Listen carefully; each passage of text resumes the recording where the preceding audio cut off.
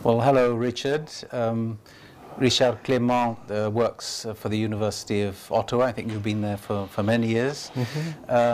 You're Associate Dean of the Faculty of Arts, and perhaps more interestingly for our viewers, you hold the research chair in bilingualism and society. And even more interestingly, and this would be my first question, could you explain a little bit about the work of the Official Languages and Bilingualism Institute that you run at the university? Yeah, certainly, and thank you for having me today. The Institute was created in 2007 because the University of Ottawa, a bilingual university, realized that it lacked such an institute. Now, there was an outfit which was called the Second Language Institute prior to that, which simply taught French and English as second languages to the students. What we wanted was something much, much bigger, hence the new institute, and which has, of course, will still be teaching French and English as second languages, run those courses not only for students registered in the university, but also run it as a language school open to the public. Run it also as a center where language tests are devised, are implemented, are administered quite seriously, not only our own, but also we get licensed to do other type of testing. Research in all areas of bilingualism as well. There is a Center for Research, which has an impossible acronym inside the Institute, and the research is done on second language teaching, second language acquisition. How do you train second language teachers? As well as psychological and collective impact of bilingualism. And we have a subgroup of researchers interested mostly in linguistic planning. Let's call it linguistic planning. They call it linguistic policy, but that is the spirit. And the mission that was given to us, which was quite ambitious, was to become the Canadian broker in terms of Canadian knowledge in matters of bilingualism, and it would have an international reputation. Now, obviously, we're just starting there, but that is the ambition. And so, apart from that, the Institute has 20 teachers, and has, in terms of personnel, part-time teachers and support staff, over 100 people revolving around its interests. So, quite an ambitious an interesting project, particularly for a social psychologist. Good. Well, I was hoping to return to your role as a social psychologist, because you've done a lot of research over the years on the social factors that can help to explain why some people in certain circumstances are very good at learning a second language and others are not. And at the individual level, I'd very much like to have your view on the relationship between these factors, which of course are not strictly the domain of educationalists. This is very much research-based. Well, I'm going to try to make a long story relatively short. What we find, of course, and like we had to anticipate this, but it seems that the empirical knowledge is always late compared to our theoretical explorations. What we do find, of course, is that language, or learning another language, engages more than simply the way you communicate with your environment. It also engages the way you think, the way you represent yourself, your whole identity.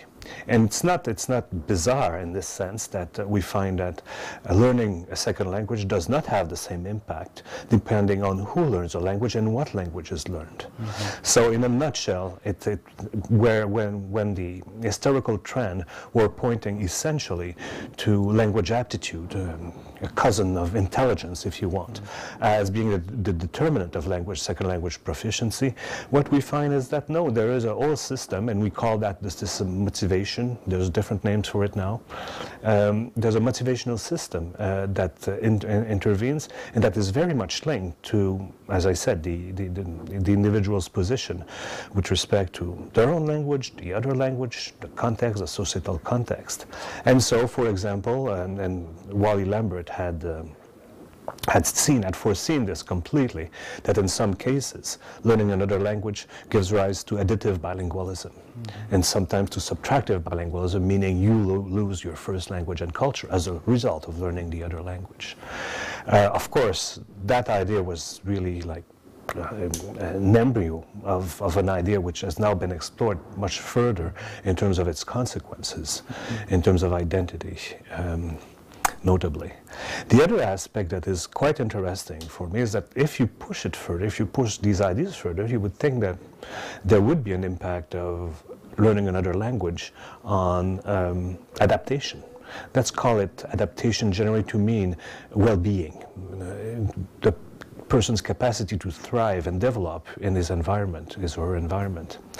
And the catch is, and what we find is that even minority groups who learn, minority group members who learn another language and are at risk of losing their first language will in fact report less anxiety, better fit, better adjustment, better outlook on life, less depression, greater number of friends, variety of friends, enjoying life more.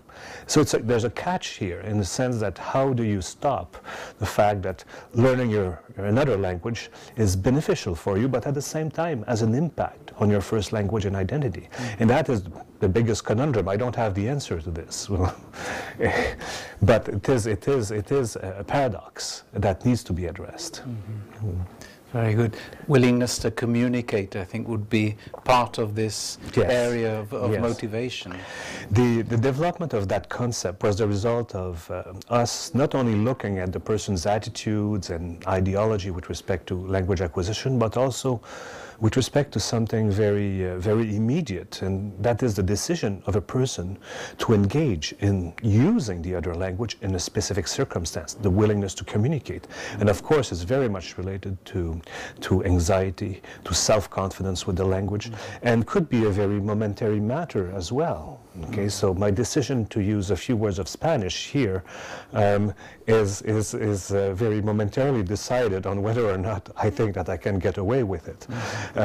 Obviously, it has its pitfalls, but as my colleague Peter McIntyre would say, it's like crossing the Rubicon. Like when you decide to do it, you cannot turn back, and there are consequences to you using another language and not mastering it completely. So willingness to communicate, because of that, is one of the emerging concepts that for us tap to a better extent the moment-to-moment variation in one's capacity to use the other language. But of course, if you don't use the other language, then you don't learn the other language, because you have to speak to learn. Like that's you have to use it and get the feedback. So again, another construct which underlines the very complexity of learning and using another language. Yes. Up to now you're referring to the individual learning a second language, but often you have a very large number of people learning or having to learn a particular second language, and this must have consequences or implications at the institutional level or even at the language policy level. Of course, and that is what we are struggling with. I think that historically it's no mystery that states have decided to impose languages, and we have fine examples right here. It was the same thing for the French, same thing for the Canadians. Just a few examples here. So legislating language is has been part of life for the longest time, but we have to open it. I think that let's call it language policy. Language policy starts when a father, for example, says that from now on we will speak that language on Saturday so that the family will learn it, and that is what my father did to us, in fact. And that's language policy already. So we learn to live with that and with the constraints. Of course, in this day and age, constraints are not usually well accepted by people, but it seems that this is the only way of structuring an environment so that languages can thrive. And I presume here that we all like the issue of multiple languages, the issue of diversity, and we're all for it. And I'm not sure that this is the case. Of course, in this milieu, there is no question about it. But I'm not sure that that is the case. the goal eventually, I think, of those policies should be a form of social harmony. You want to bring people to retain their uniqueness, but at the same time be able to act in a harmonious way, to be able to live together. The Canadian context, if I may just give you this example, because it struck me the other day when I was in meetings. So you have a group of Anglophones, a huge number of Anglophones who are Francophiles, who will send their kids to school in French, French being the minority language in most cases. That is quite interesting. At the same time, you have minority Francophones, that is, Francophones living outside the province of Quebec, in a minority situation, who want very little contact with Anglophones, because of course they are protecting their uniqueness. So we have, in essence, another version of the two solitudes where, of course, more contact of the Anglophones, Francophile Anglophones, with the Francophones would certainly increase their capacity to use the language. And on the other hand, from the point of view of the minority Francophones, having Anglophones in their networks actually increases their capacity to influence policy and so on and so forth. But these two entities are acting in separate manners. So I comment on Canadian policy. I don't think that they've achieved. There's been such a harmony achieved from that point of view. And there's a number of ideas that are floating around with respect to that. To some extent, the structure of financing of the two types of efforts is so separate and to some extent competitive that this simply does not come true. So this is an example. It's only one example of possible interventions that would go in favor of both guaranteeing diversity but also multilingualism among the population. So these are ideas that we are all juggling with, and I'm certainly not the only one to talk about this, but I talk about it from the point of view of a social psychologist. Other colleagues come at it from the point of view of political science, education, and so on and so forth. But I see this as extremely interesting. Another aspect of this is that, so what do you do with, what happens when your dear minority group, your protected minority group, such as the Francophones living outside of Quebec? What happens when they get in contact with Anglophones? For sure, their identity will change. They will not be your archetypal, folkloric Francophone as you used to know it. It will not happen. So you have to be open to a change in the type of identity that your minorities will have. But at the same time, the minorities have an experience much more than the majorities with languages, multiple languages, and interacting with people of different cultures. So in essence, perhaps their mission is to become cultural brokers in a society. And that would place them in a very strong position to be able to handle all types of economic and political issues.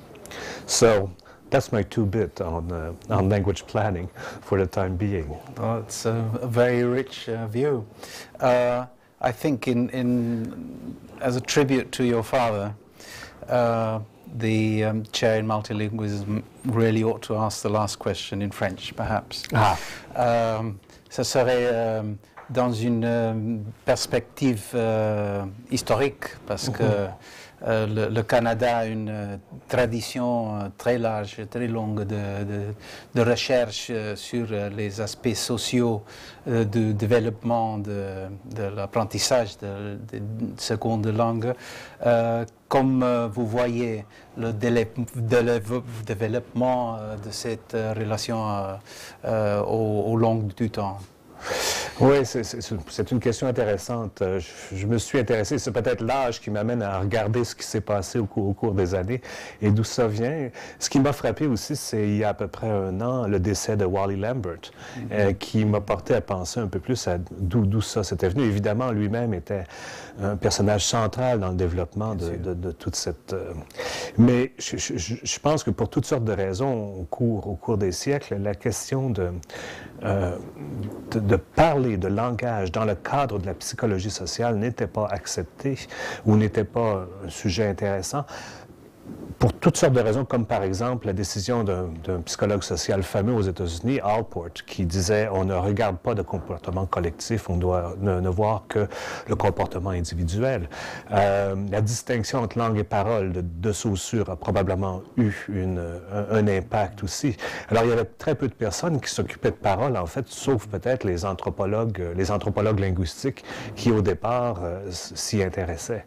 Alors lorsque Lambert et son frère, en fait, ont écrit un livre qui est un manuel de psychologie sociale aux États-Unis et qu'ils ont introduit les notions de langue, de langage principalement, de parole, donc d'usage de langue, et de relation entre l'usage de la langue et certains facteurs sociaux, c'était quelque chose qui était plus ou moins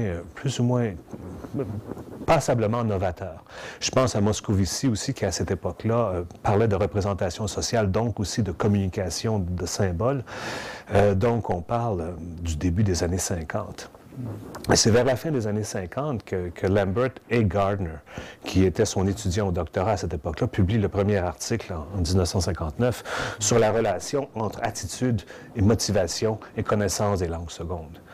Par la suite, évidemment, alors c'était le premier article, ça a eu un impact non seulement sur le monde de la psychologie théorique, la psychologie sociale théorique, mais aussi sur les applications. Parce qu'on sait que Lambert était à l'origine un joueur très important dans un des premiers projets d'immersion au Canada, qui était le projet de Saint-Lambert. Aucune relation avec lui, mais c'était...